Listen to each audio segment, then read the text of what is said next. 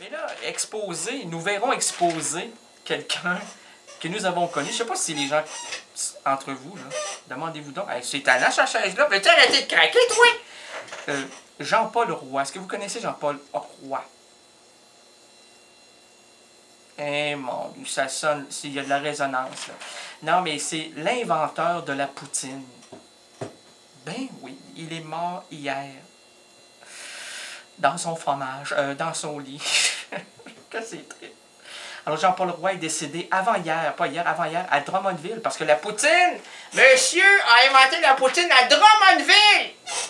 Alors bravo, bravo. Oh, il y a un coup de main d'applaudissement, un coup de main. Oh, bravo. Bravo, monsieur Roy. On se tord le fromage à votre santé. Alors, le créateur de la célèbre fromage patate sauce, on ne dirait pas qui est la patate. Parce qu'on a une liste de patates que l'on connaît. Alors, le dernier des Mohicans est parti. C'est un moment historique pour le Québec, affirme un certain Daniel Leblanc, aujourd'hui propriétaire du restaurant de M. Roy, qui a inventé la poutine. Pour lui, la mort du créateur du plus célèbre mets québécois est un événement d'une grande tristesse, effectivement. C'est pour ça que j'en parle. Jean-Paul faisait ça depuis tellement longtemps, c'était toute sa vie.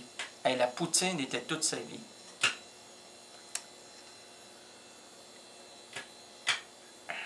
Il a commencé à travailler sa sauce. Il a travaillé sa sauce à 17 ans. Travaille ta sauce, mon Jean-Pierre, puis Jean-Paul, travaille ta sauce parce que c'est pas au poinze. Travaille ta sauce. Là, travaille, tourne, touille. Alors, il a commencé à touiller à 17 ans. Il ne s'est jamais arrêté de touiller. Ben bon, là, ça rentre. Non, mais c'est prospère. En 1956, il y a 20 ans. Il y a 20 ans pour les yeux d'une femme, 20 ans d'amour avait fait battre mon cœur.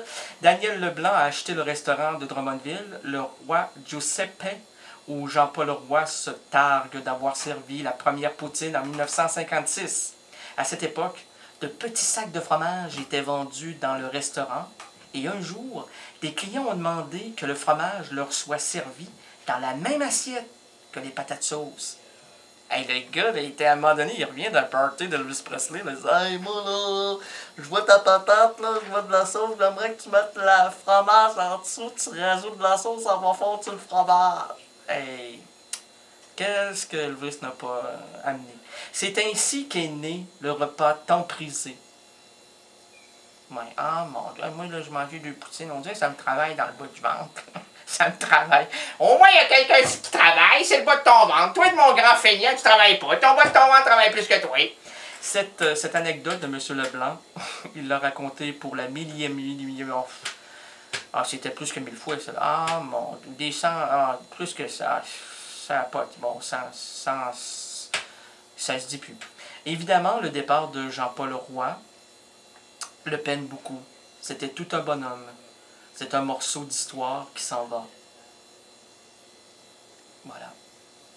Alors pour monsieur le créateur de la poutine, c'était Rénal Gagné qui va fondre dans sa sauce jusqu'à la semaine prochaine.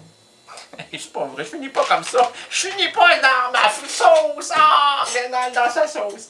C'était Rénal Gagné, Laurence Rénadienne. J'espère que je vous ai diverti à ma mesure. Hein, oh mon Dieu, c'est 1 cm ma mesure.